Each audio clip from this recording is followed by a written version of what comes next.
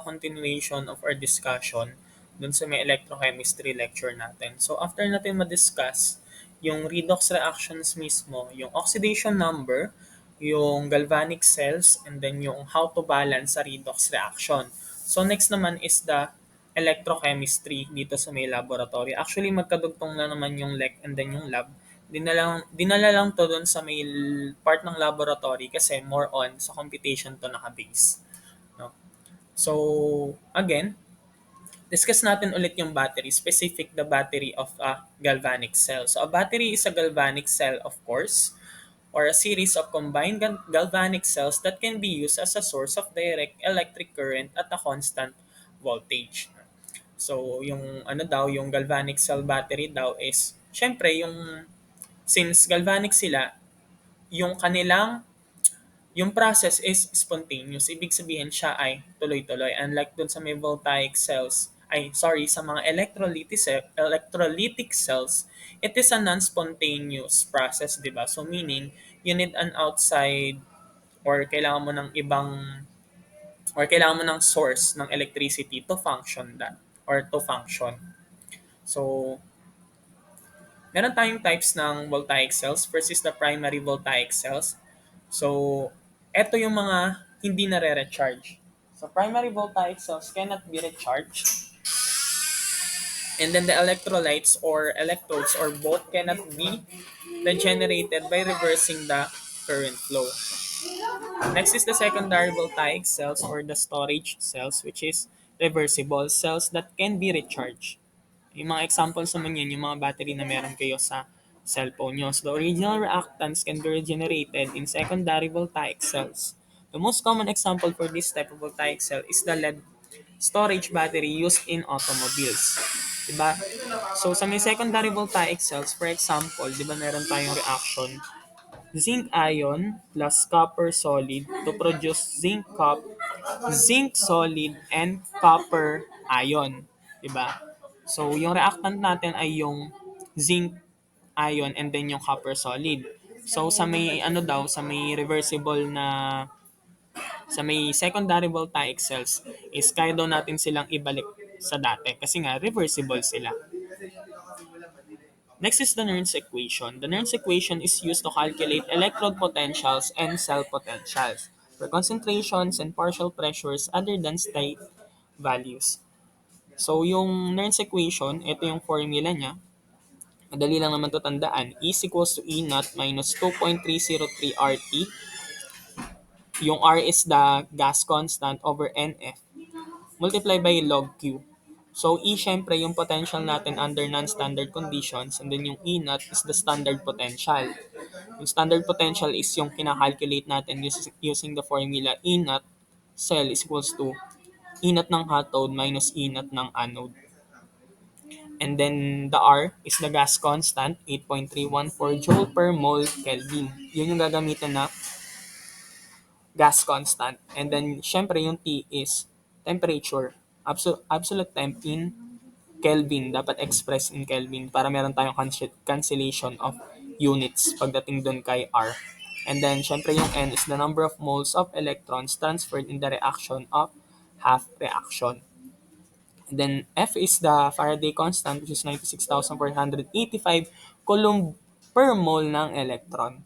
Or pwede rin 96,485 joule per volt multiply by mole ng electron. And then, syempre, Q is the reaction quotient. Yung sa may reaction quotient is kadalasan nilalagay doon ay yung sa may concentration lang din nila.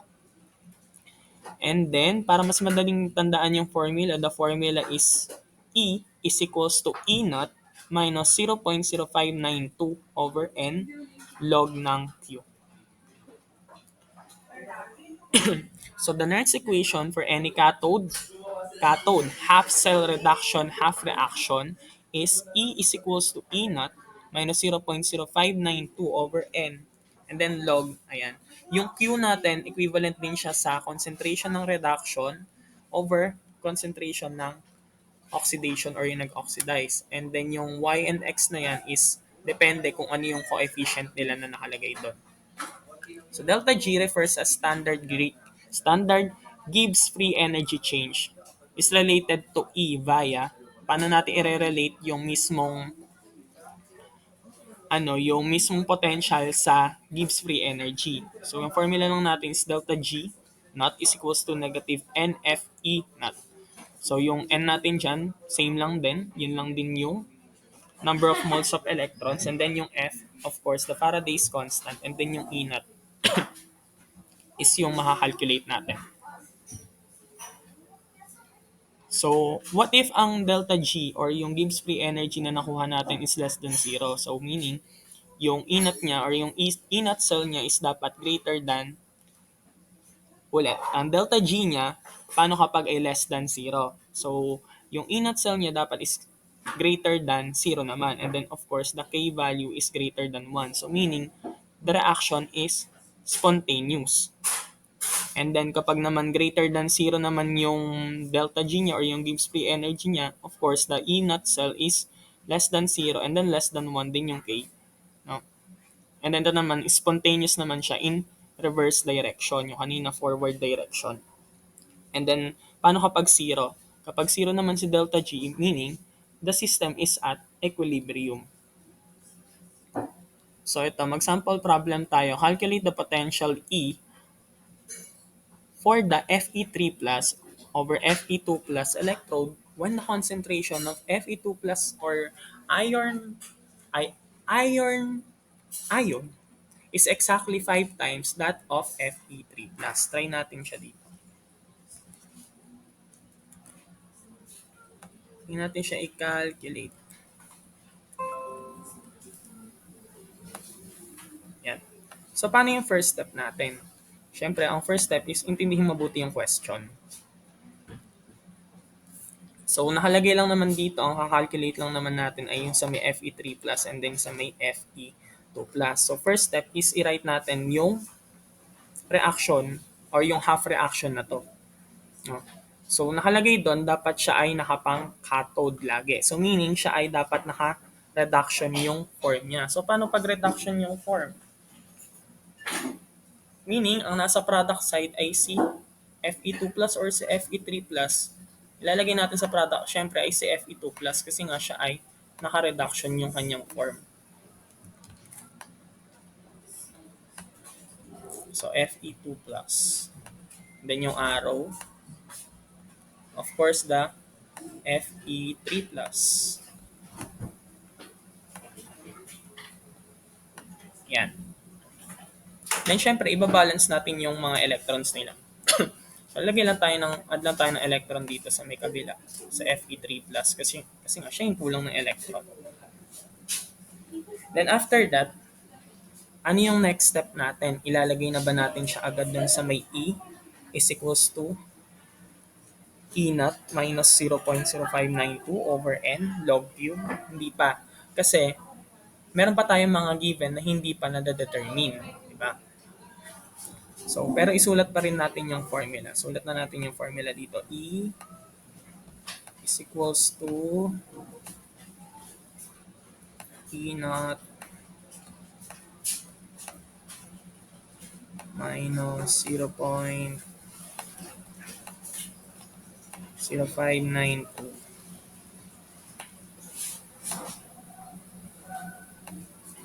592 over N and then log Q. Yan. So, yung mga determine na natin ay si N pa lang. Yung N kasi natin is, ito lang din naman siya, yung electron na meron dito. No? And then yung E naught. So, yung E naught, given yon. So, ang given natin is, for this half reaction, is positive 0.771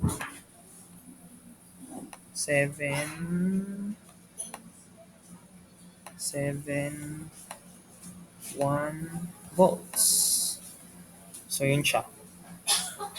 So, after nun, determine naman natin is yung Q. So, dito sa mismong problem, hindi naman din nilagay kung ano yung concentration. Specifically, hindi binigay yung concentration ng iron ng Fe3 plus tsaka ng Fe2 plus. So, paano yung gagawin natin? Ident- ang gawin natin is intindihin nating mabuti yung question. So, nakalagay dyan, calculate the potential of E for the Fe3 plus over Fe2 plus electrode when the concentration of Fe2 plus is exactly 5 times that of Fe3 plus. So, ibig sabihin, mas marami ng 5 beses si Fe2 plus compared kay Fe3 plus. Diba?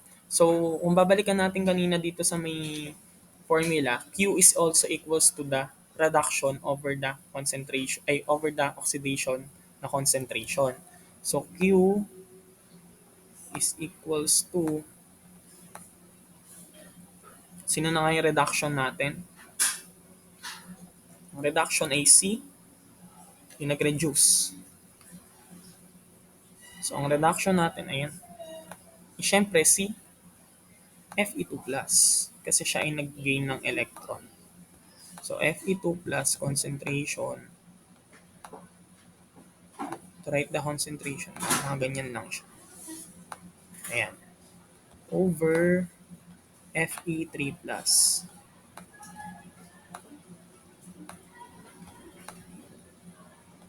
Fe3 plus. Yan. So sabi, and then wala siyang coefficient kasi nga sa may half reaction natin, wala naman silang coefficients. So sabi kanina, 'di ba? Fe2 plus is 5 times, yung concentration niya is 5 times compared dun sa may Fe3 plus. So ibig sabihin, mas marami siya ng 5 beses. Eh sir, paano po natin siya ma-determine? So assume natin na 1 tong sa Fe3 plus, and then kapag mas marami siya ng 5 beses, edi 5. So 5 over 1 is 5. So ang Q natin ay 5. Ngayon, pwede na natin siyang ilagay dito sa may formula. So E is equals to E naught, which is 0 point or positive 0.771,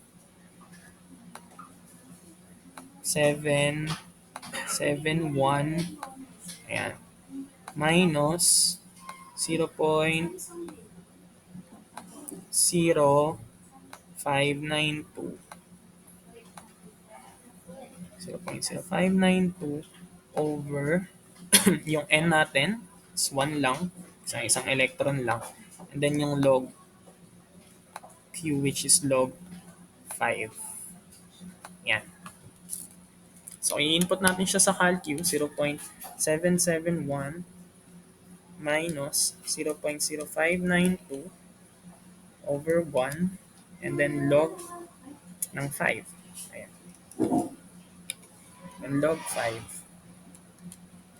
The answer is 0.730 volts. Siyempre, ang unit niya ay volts. 0.730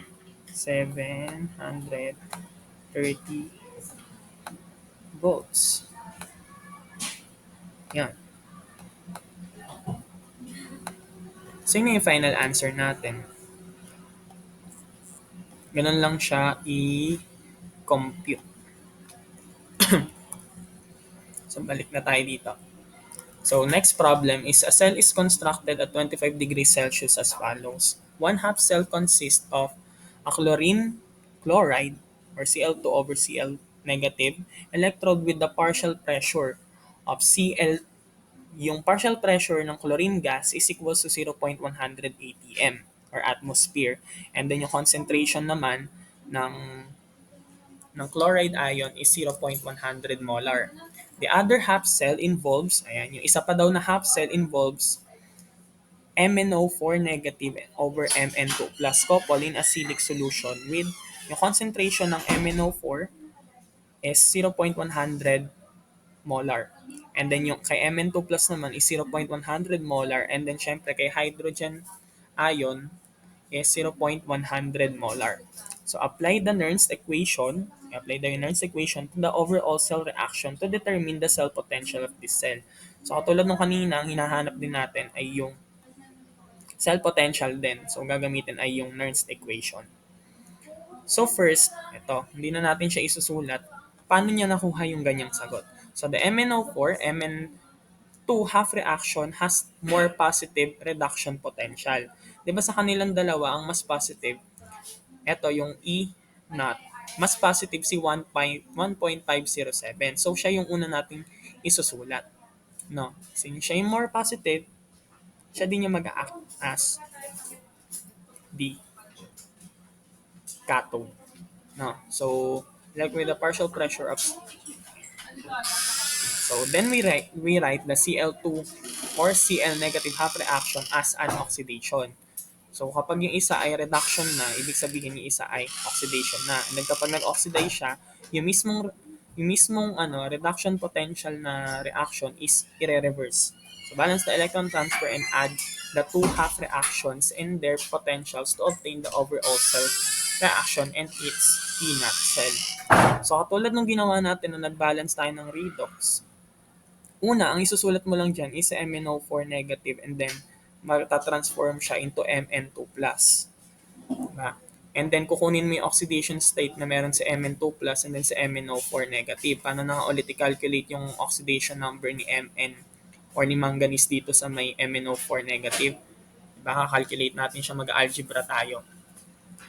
No? And then yung charge niya or yung oxidation number niya is positive 7. So, para ma-balance natin electron, mag-add tayo ng 5 electron sa may gawin ni MnO4 negative. And then yun, balance na yung electron. Next is, yung oxygen naman yung kailangan natin i-balance. To balance the oxygen, mag-add tayo ng water sa product side. No?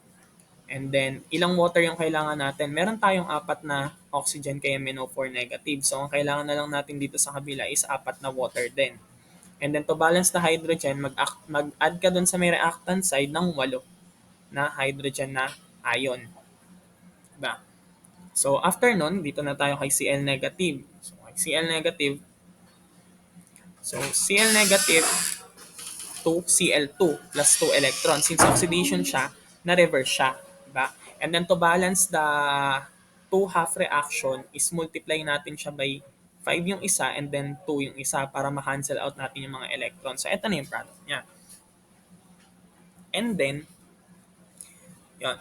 So, paano naman natin na-calculate si E-NAT cell para siya maging 0.147? Diba yung ano lang yan, cathode minus anode. In this case, ni-reverse niya yung mismong value ni negative, ay yung mismong value ni chlorine. Positive dapat yan, ni-reverse niya. Pero kung hindi niya ni-reverse, makukuha mo pa rin yung sagot na 0.147 kasi cathode minus anode. So in the overall reaction, ayan, N is equals to 10. No, bakit siya naging 10? Kasi nga overall, 'di ba? 5 and 5 electrons. We then apply the Nernst equation to this overall reaction by substituting appropriate concentration and partial pressure values because chlorine is a gaseous component. Its term in the Nernst equation involves the partial pressure. Ilalagay na natin si partial pressure since siya nga ay gas, 'di ba? So, ito yung formula natin. E cell equals to E naught cell minus 0.0592 over N log, ito yung Q, di ba? Reduction over oxidation. Ayan. So, yung Mn2 plus, concentration ng Mn2 plus, and then, since meron siyang 2 doon, minultiply kasi natin siya 2 sa 2. So, meron siyang coefficient. So, pagdating dito, meron siyang naka-squared siya. And then yung, ayan. And then, syempre, yung pressure ng chlorine. No, yung chlorine. And then yun, naka-5 siya. So, ito ay product over reactant. No, yung sa Mn2 plus and then yung kay chlorine. Sir, bakit wala sa H2O? Hindi natin siya ilalagay kasi siya ay liquid. No? And then, over MnO4, etong side na to, tingnan nyo yung cursor ko, MnO4 negative, yung concentration niya squared. Kasi meron siyang 2 na coefficient. And then yung H plus, syempre naka-raise siya sa 16. And then yung Cl negative na naka-raise naman kay 10. Diba? So, yung E naught cell na na-calculate natin which is 0.147, ilagay natin siya dito sa may formula. Minus 0.0592 over 10 since 10 na nga yung electron na meron tayo. And then log, yan. Yung mga concentration na nakalagay dito sa mismong question, 0.100 squared multiplied by 0.100 raised to the 5. Kasi yun yung pressure na given kay chlorine. Over 0.100 squared multiply 0.100 raised to 16, and then 0.100 raised to 10. So kapag nakuha nyo na yung sagot, the final answer will be 0.23 volts. So ito, hindi ko na to di-discuss. Try to answer na lang din yan. So may pag-calculate naman yan. So yon. And then itong activity is papasto by next week. Yan, yung activity na yan. So hanggang doon lang naman yung discussion natin. So feel free na mag-chat and then magtanong kung may questions kayo about dyan sa discussion natin. So yun lang naman.